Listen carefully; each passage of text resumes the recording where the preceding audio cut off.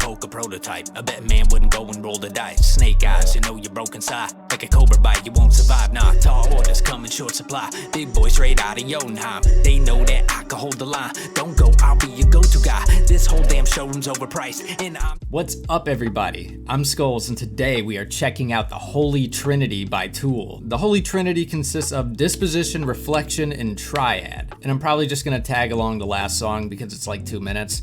Just f it. If the video is gonna be this long, I might as well go all out. So I'm gonna try and keep this a little bit brief. So I wanted to say something that I thought was really cool that I didn't quite catch on Lateralis and Parabola. I think there was something that really combined them. In Parabola, there's a part where he says, "Stay in this body." And then in Lateralis, at the beginning with those heartbeat sounds, it sounded like you were in a womb. And for him to be in this womb, and then the lyrics start off in Lateralis of "Black and white is all I see in my infancy." It's just pushing this narrative of being reborn. And I mean, they did that in Anima too. There was Eulogy, that was the death of the ego. And then H was the birth of his son. He was reborn through the eyes of his son. Parabola and then Lateralis, they honestly feel very, very interconnected. And I think that's why Ticks and Leeches feels just a little bit out of place. It almost feels like a filler track, but it's like one of the best filler tracks ever. I sort of felt that way with Hooker with a Penis too. I'm not saying either song is bad or even just good.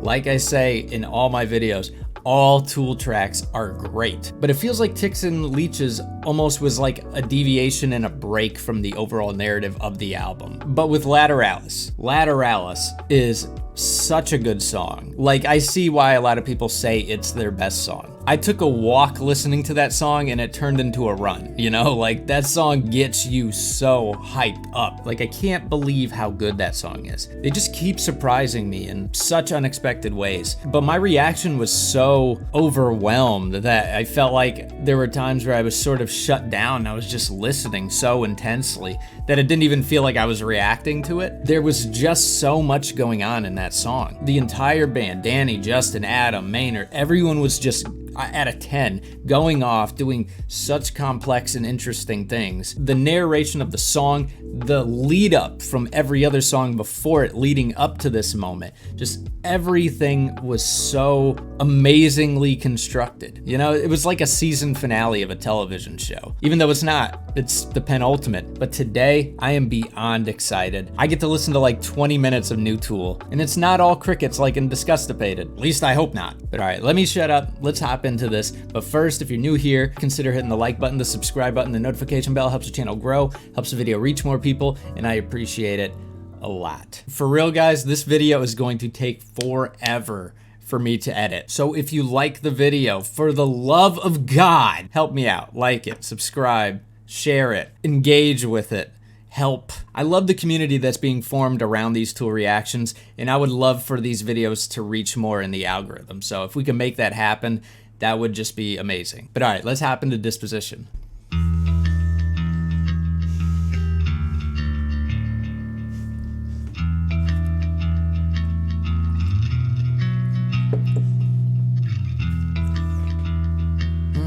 Nice harmonic.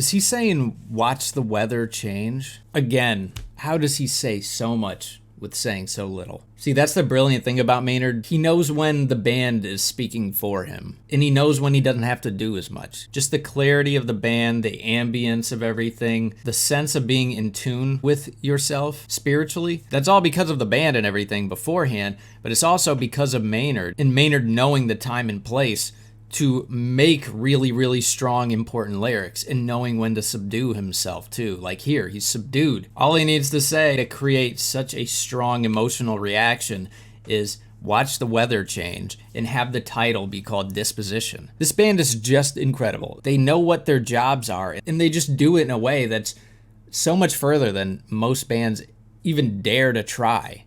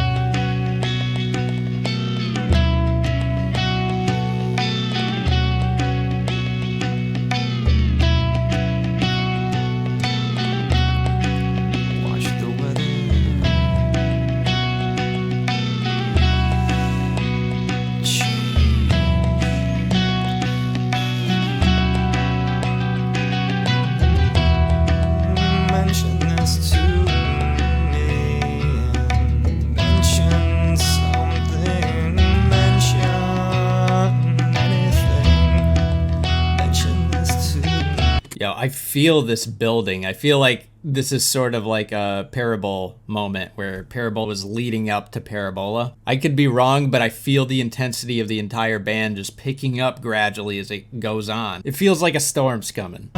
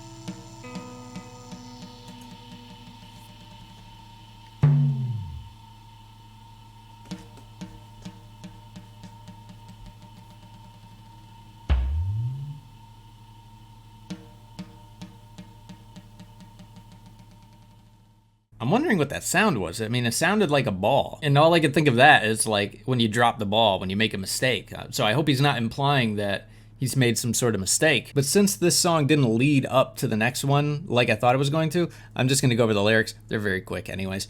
Mention this to me. Watch the weather change. Mention this to me. Mention something. Mention anything. Mention this to me. Watch the weather change. I think what he's saying there is basically the influence we have on each other. That maybe our disposition sometimes is just influenced by how we treat ourselves and how we treat others. But I feel like that's sort of where that saying comes from. Don't let me rain on your parade. Like if your disposition is a sucky one, you're going to spread that onto other people. And that goes the same way with a good one. We'll aspire to it. And you know what? I think this album has really been pushing that this is a choice. You can choose to be a miserable bastard, or you could choose to be a happy person who just rolls with the good and the bad of life. And if you choose to roll with it, you will see the weather change.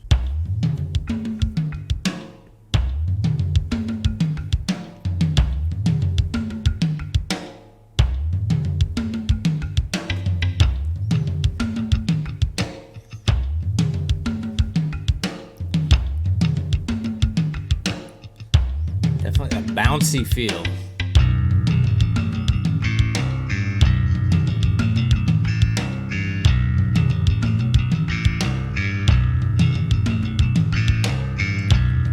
Oh my God, this sounds good.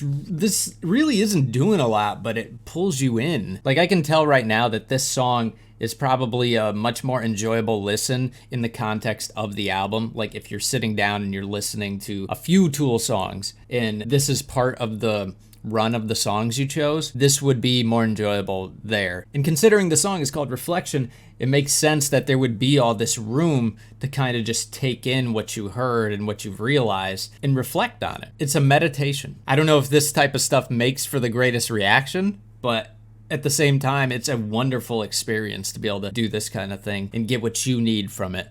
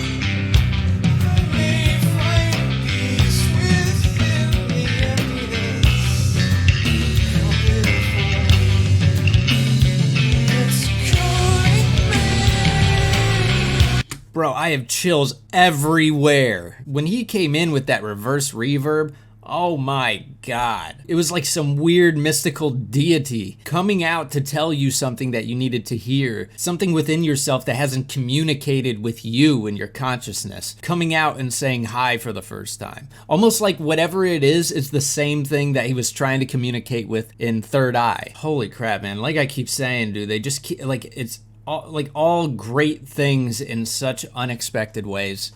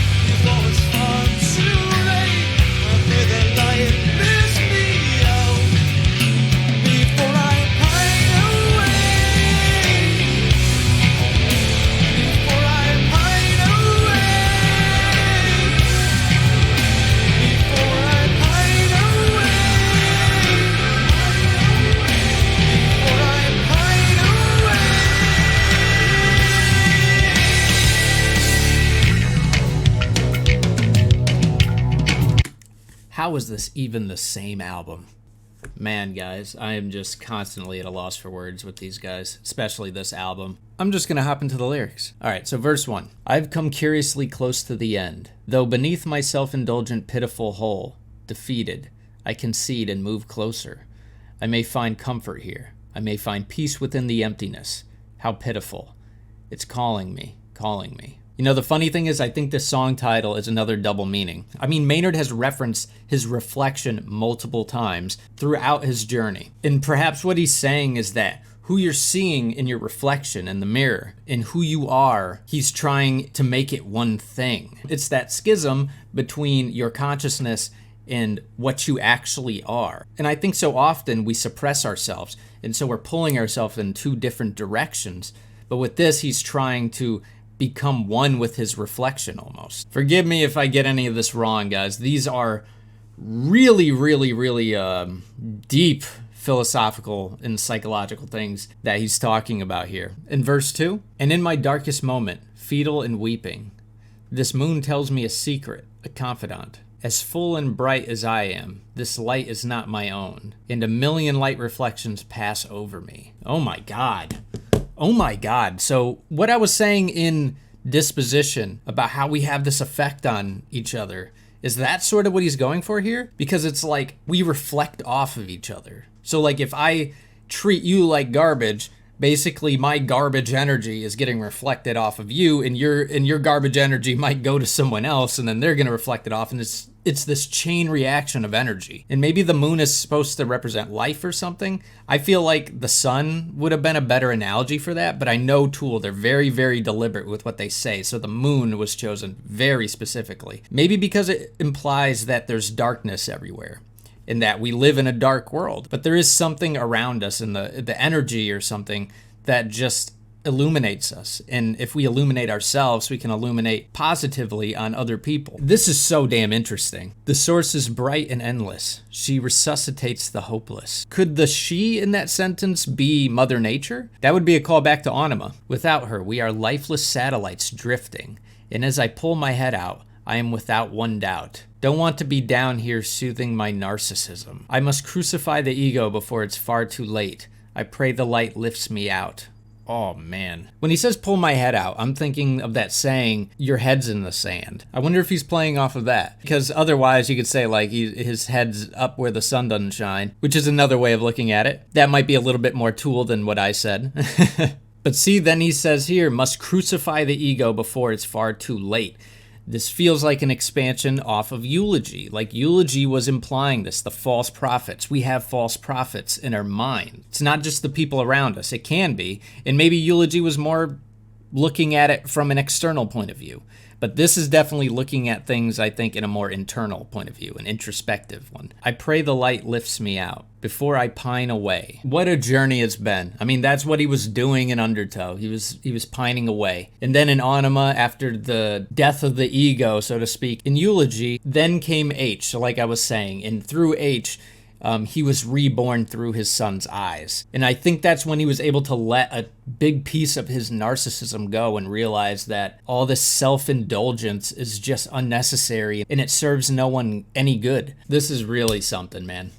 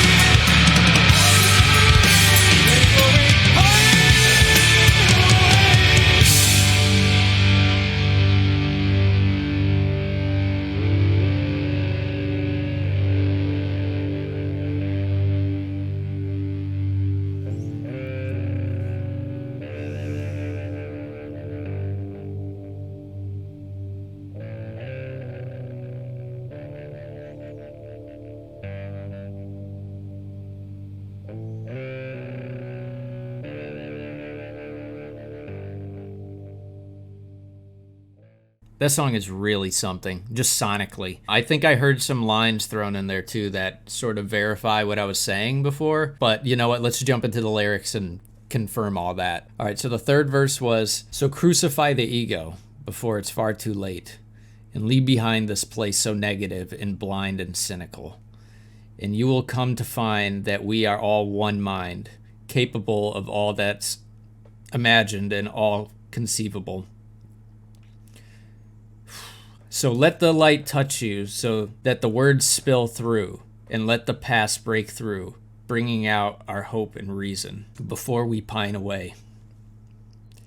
God damn it, man. They just keep getting me. This is like as deep as it gets, man. And I mean, we're seeing that in real time right now in our society, you know, just people pining away. The self-indulgence of social media, the self-indulgence of putting filters on ourselves all the time and trying to look good and look better than all these other people who are actually probably sad people. This victimhood mentality, this trying to compete with mental disorders and stuff. Which, I mean, if you don't believe me, look it up. Go on TikTok. There's people faking mental disorders to get clicks and get views. We're at a point where we're competing to be worse. And it's really heartbreaking to see. And that was the line I heard. "And you will come to find that we are all one mind." We're all just reflections of each other. Every action is met with an equal reaction. And you know what? That's what this band does. And I think that's why they're so helpful. They provoke such a strong emotional reaction out of you that you can't help but reciprocate that. Whether it's to yourself, to him, to the people around you. It's all the same thing. We're one mind. I'm fighting it back right now, dude. This is a rough one. I think that's easily one of the saddest Tool songs I've heard. I know in my H reaction I cried, but like I was also going through a lot at that time. But yeah, this was really powerful, and I wasn't expecting it considering how it sounded when it started. Like I said, Tool's a master of giving you exactly what you need in unexpected ways. So, yeah.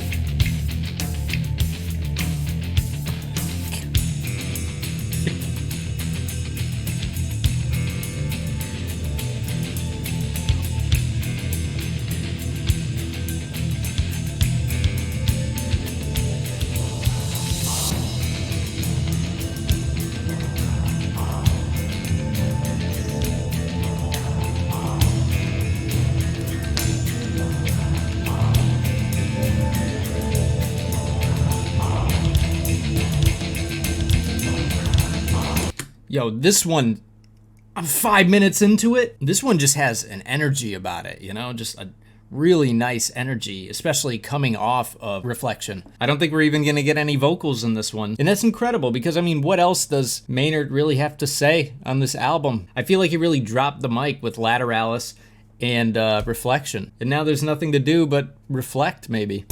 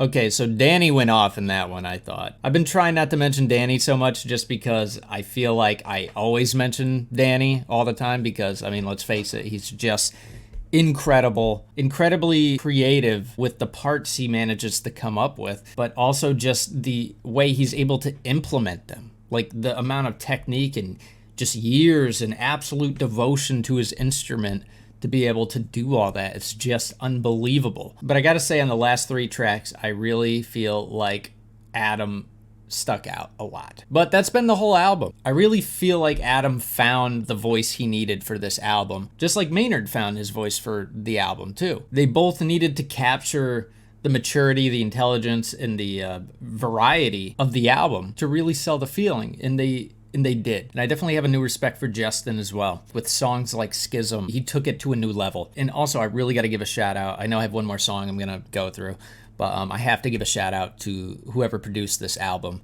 They added a whole other element and made it just as interesting as every musician on here to push what they were doing.